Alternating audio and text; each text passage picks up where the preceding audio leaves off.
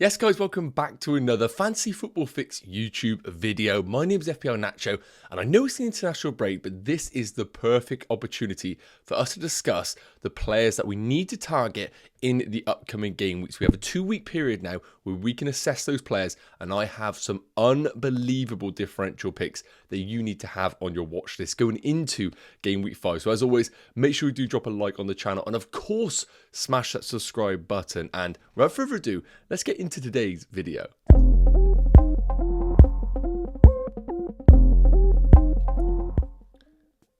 Right then, so first up, I wanted to touch on 3 defenders that I think we need to have on our radar for the foreseeable future. And those are going to be Newcastle's Schär, Arsenal's Zinchenko, and Tottenham's Pedro Porro. So first up, let's look at Schär of Newcastle. Now, Newcastle themselves have started really poorly this season. I think they've had 3 losses out of 4 games, which isn't Champions League quality. And obviously, they're in the Champions League this season, which I will touch on in a second. So Schär at 5 million right now is a differential that I do like the look of.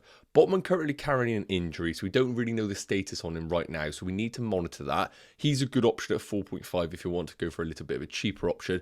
And of course, Trippier being 1.5 million more expensive than Schär, I like Schär as a bit of an alternative if you don't have that cash available in the bank. Now, looking at the underlying numbers for Schär, all of these are based on per 90 minutes. Not really much to report home about. 0.04 XG per 90, 0 XA per 90, 0 attempted assist per 90.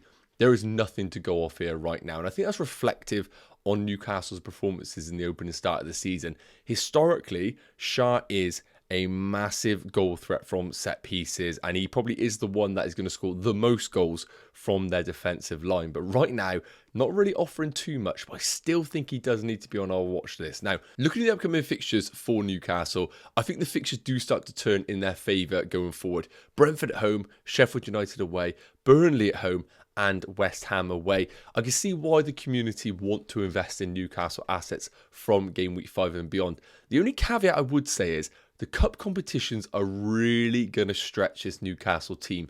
So they've got Champions League in between Brentford and Sheffield United. They have the EFL Cup between Sheffield United and Burnley. And then they have PSG between Burnley and West Ham. So they have some tough fixtures, and they're going to need to make sure they do get their squad through this kind of position. So minutes are a little bit of a risk for Newcastle assets, but I like Schär as a differential. Now, moving into another differential is going to be Arsenal's Zinchenko. Just come back from injury, but Arsenal looked so much better when he did play as a left-back. And importantly, it's what he'd done to the rest of the team. There was no surprises that the best performances that Martinelli put in this season has been with Zinchenko behind him, and that was the exact same case against Man United, freeing up Martinelli to be able to get higher up the field and create problems for the opposition.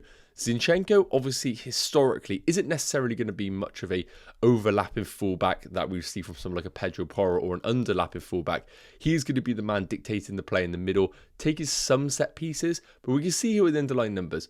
0.11 XG per 90 is okay, but the attempted assists is what I'm really impressed with at 2.34. So although the numbers aren't exactly where we want them to be right now, and it is a very small sample size, he is getting into those opportunities to be the creator in this Arsenal team. And looking at the predicted points for the next 4 game weeks, they're only at 12.2, but I would say that the minutes are a little bit skewed on this one because, of course, he's only just coming back from injury, but I do expect him to be a regular starter in this Arsenal team after the international break. And the fixtures going forward are a little bit mixed. I think Everton and Bournemouth are good fixtures, but Tottenham and Man City, I think they might struggle for a clean sheet in that fixture. But long term, I really do like Zinchenko as a 4.9 million option. And last up, as I discussed, is Spurs' Pedro Porro at 4.9 million. Slightly more expensive than his fullback compatriot Udogie, who is around 4.7 million. But he does show some brilliant attacking numbers here. 0.11 XG per 90, 0.36 expected assists per 90, and his expected FPL points in general are better than the other 2. Now, looking at the fixtures going forward, similar to the Arsenal, they have 2 good, 2 bad. Arsenal and Liverpool, I wouldn't really be looking at clean sheets, but it's worth noting Spurs in general haven't necessarily been defensively watertight. So I wouldn't be buying a Spurs defender if you were thinking about locking down clean sheets. But I really like him as one of those high ceiling picks that could have goal threat, but also the occasional clean sheet. So hopefully these are some differentials that you're considering for your team. I think if you look for clean sheets, Shah is the way to go, but just remember that the cup competitions might really hinder them going forward. Otherwise, upside chasing, I think Pedro Porro is your man. Now, moving into the differential midfielders, all of these are below 10% ownership, and I think all three of these are really exciting picks. We have Jarrod Bowen of West Ham, Arsenal's Martinelli, and Eze of Crystal Palace. Again, all of these underlying numbers taken from Fantasy Football Fix per 90 minutes. So, Eze the cheapest of the bunch at 6.3 million. And he's one of those players that hasn't necessarily been returning compared to his other players in the game that are at similar prices. So, for example, Mbeumo, Mitoma have all been scoring in the opening 3 game weeks. Eze's numbers were great, but he wasn't actually delivering.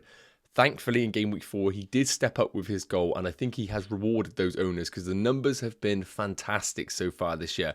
0.4 XG per 90, 0.24 XA per 90, and the shots in the box are really solid as well at 2.25 per 90. So he's actually been a real attacking threat. He isn't one of those long shot merchants in the team, which I don't really like. I think he's definitely popping up in some great areas.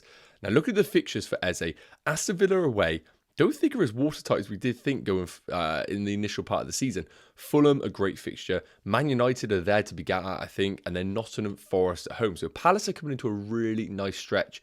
And if you own Eze right now, I think it's a very hard sell for you. I think you definitely keep him.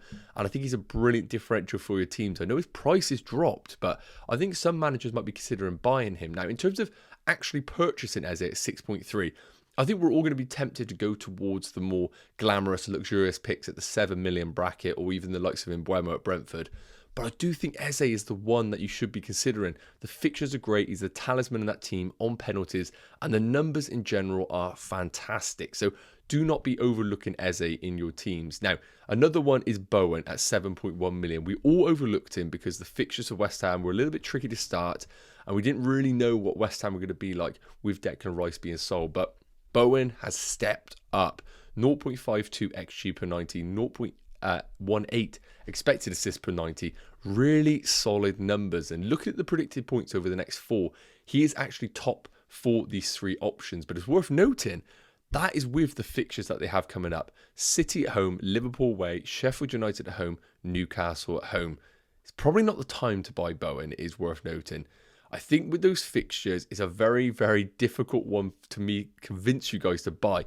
But I do think he is a brilliant differential nonetheless. I think West Ham have the tools available to really hurt these big teams on the counter-attack that we've seen in years gone by under David Moyes. And although I think he's going to be hard for you guys to buy him, if you own him, I understand you might want to sell him because of the fixtures coming up. But I actually think he's a great differential over that period because I see West Ham hurting these teams in transitional phases. Now, last up is going to be Martinelli. And this is the one that I absolutely love because myself included moved away from Martinelli off the back of the performances in the opening few game weeks. But he put in a blistering performance against Man United. It's worth noting he was up against Wan-Bissaka where all attacks come to die. But he still put in a great shift and his movement was fantastic. And his link-up play, importantly, when the likes of Fabio Vieira come onto the pitch and Zinchenko, was really important. I really think Arsenal need to get Fabio Vieira into that number 8 role, as I think it is just going to make Martinelli an even better option in that team. Now, the numbers are not Martinelli numbers we saw last season.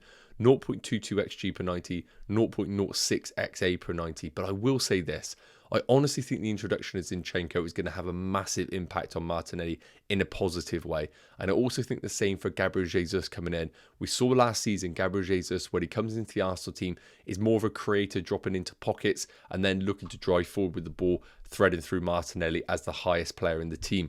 I think all these avenues point towards Martinelli being maybe the differential of the game going into the next 4 fixtures, because I think they can hurt all of these teams, especially Tottenham at home, even Man City at home. I think there are opportunities for Martinelli to really stretch the game and get at them. So let me know your thoughts in the comments. If I had to rank these right now, I really think Martinelli is an amazing option. And I probably will put Martinelli number 1, Eze 2, and Bowen number 3. Now, last up, we have the forwards, and I am talking differentials here. There are some rogue picks, but I'm really excited about these. So first up, Liverpool's Darwin Núñez, 7.3 million. If this guy played week in, week out, I'm telling you, he would be up there as one of the highest scorer forwards in the game. I know his conversion rate is woeful, but look at these numbers. 1.27 XG per 90, 0.41 expected assists per 90, 3.4 big chances per 90. They are unbelievable numbers. Now, I'm hoping that Klopp has finally realised that he doesn't need a number 9 that needs to drop into the midfield and make up for the lack of ability in the shape of Henderson, James Milner. He has Szoboszlai, he has McAllister, he has all of these fantastic technicians in the midfield. He doesn't need a forward to drop into these little pockets and get the ball. He needs a menace up front that is going to be running the channels and causing mayhem. And Darwin Núñez ticks all of those boxes, and we saw that against Aston Villa as well. Very, very unlucky not to get on the score sheet. Now, the fixtures coming up for Liverpool, it's time. It's time for the fixture swing, and I think Liverpool are starting to get things going. Wolves away, West Ham, Tottenham away, Brighton away. Honestly, yes, Tottenham and Brighton look like a tough fixture, but defensively, I think there's going to be some serious opportunities for Liverpool in those fixtures. I think there could be a lot of goals scored in the next 4 games. And then after that, honestly, beyond game week 9 and onwards, the fixtures are unbelievable for Liverpool. And I think everybody, if they're wildcarding in game week 9, is going to be in on triple Liverpool. So, look, if you want to go Darwin Núñez, you know that there is a massive risk of rotation. I would say his starting is actually probably the best it's ever been, but I think he also is one of those assets that will probably come off around the 65-minute mark, which is not what you want from a 7.3 million forward, but I really do think we need to consider him because the numbers are just outrageous. Now, another player that has been putting in a shift in game week 4 is Ferguson. We know this guy is an absolute talent, and at 5.9 million, very similar to Darwin Núñez. If you said to me that he was going to be playing week in, week out in the team like Brighton who accumulate around 2-3 XG per game, he would be in everybody's team. But the problem is rotation has always been an issue in that Brighton front line. Now, the positives, underlying numbers are fantastic. 0.88 XG per 90. I always say this, you always want the forward that has all of the chances filtered through him. And Ferguson is one of those players. And also with his expected assists being low, it means that he is just there to put the ball in the net, which is really, really good from an FPL perspective. The other good thing is that Welbeck is currently injured. And I do think that Ferguson's game time is going to have to be heavily relied on him because there is no one really else out there that could play as the number 9 in this Brighton team. They have them little number 10s like Enciso, who's now out injured, and Ansu Fati, who probably would be deployed there alongside João Pedro. But I do think Ferguson's game time is going to be pretty solid. The problem, fixtures are difficult and Europa League is now coming into their fixture schedule. And it's pretty much going to be Premier League, Europa League, Premier League, Europa League, Premier League. And it's a problem. I think Brighton are going to be playing their best team in the Europa League because they haven't been there before. So I think they are going to really get their team stretched. And because of that reason, I can't really confidently tell you to buy Brighton unless you are really invested in Ferguson as an option. And last up, one of my favourite forwards, and as a Chelsea fan, I want them to buy this guy, is Awoni at Nottingham Forest. 6.6 million. Now, Nottingham Forest don't necessarily score bags full of goals, but honestly, the only reason why they're in the Premier League is because of this guy's goal scoring at the back end of last season. And he's just hit the ground running this season. He scored in game week 1, 2, 3, and assist in game week 4. His goal involvement is over 50% in Nottingham Forest, and it's 6.6 million. Even if they don't score a bag full of goals, you know that he is just being directly involved in over 50% of those goals scored. Now, the fixtures coming up for them are actually quite favourable. Ignore Man City away, that is a terrible game. But Burnley at home, Brentford at home, Crystal Palace away, and longer term, they get even better for Nottingham Forest. So I really do think that this is a guy that is going to fly under the radar completely because I think if you spend 6.6, you might as well spend 7.3 and go Darwin. And if you go 6.6, you might as well come down and do Ferguson at 5.9. So this guy is going to completely fly under the radar. But he is just chugging along. And you can see the predicted points, 15.1, the best of all the forwards over the next 4 game weeks. So realistically, Awoni is the one that is going to play every minute over that period. And I would probably say to you, if you are looking for guaranteed minutes and probably just consistent returns, Awoni is your man. But if you're looking for that high ceiling pick, Darwin Núñez is that man. So let me know your thoughts in the comments on the differentials that I've shown you. And please do let me know who is your favourite and which one is missing from this video. And that just leaves us to say, thank you so much for tuning into this video. I will be doing a wildcard video in a few days' time, so make sure you do stick around for that. And you could do so by smashing that subscribe button and hitting that notification bell so you do get alerted when a video does get dropped. And have a fantastic day, and I'll see you in the next one. Take care. Cheers.